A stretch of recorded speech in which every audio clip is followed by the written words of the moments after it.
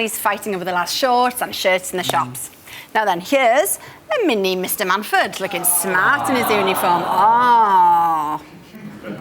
Still got that smile. I used to always pose as Stan Laurel on my school photos. I would show you a picture of Alex, but she didn't bother to bring one in. No, it's not that I didn't bother. Mum couldn't work out how to email it. I don't know what's going on there. But whether you think they're a good thing or not, the tradition of dressing for school began with the best of intentions, as Lucy Siegel found out. Where's your tie, Jenkins? In your pocket, sir. It's designed to go in your pocket, Jenkins. It goes round your neck. I have to say I never really liked my school uniform. Itchy, uncomfortable and, well, just not very cool. This week, millions of children around Britain will don their blazers and head back to school. Parents love them and kids loathe them. But why do we wear school uniforms anyway? Christ Hospital School in Horsham has the oldest school uniform in the world. Now, although the pupils might look regal by today's standards, the origins of their uniform are actually more humble than you might think.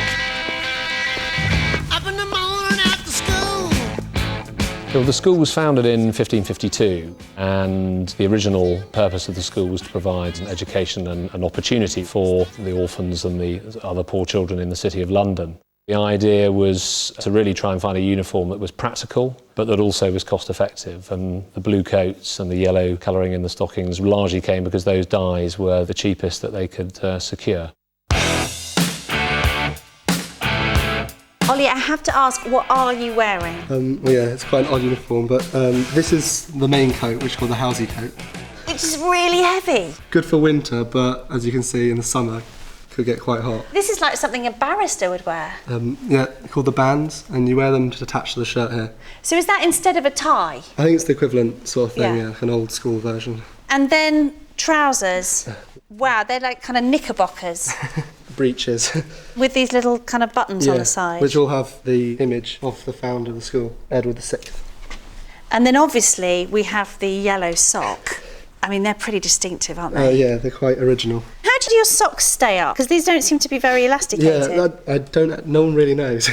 They just sort of manage to stay up with sort of friction or something. Even though most school uniforms have transformed since Tudor times, they still seem to get the same reaction. I don't like my school uniform because we have to wear tights and it makes me uncomfortable. I can't really run and do like gymnastics and stuff because I've got a skirt on. The tie's really, it's really suffocating. The blazer's really hot and can never get the right size for it. My sleeves are a little bit long, but I need to get used to them and they need to grow. I need to grow into them. Uniforms not only make you look smart, but according to some experts, they can have a profound effect on a student's psychology. Quiet, please. It's definitely harder to bunk off school in a blazer and tie. School uniform is used as a first line of defence against bad behaviour.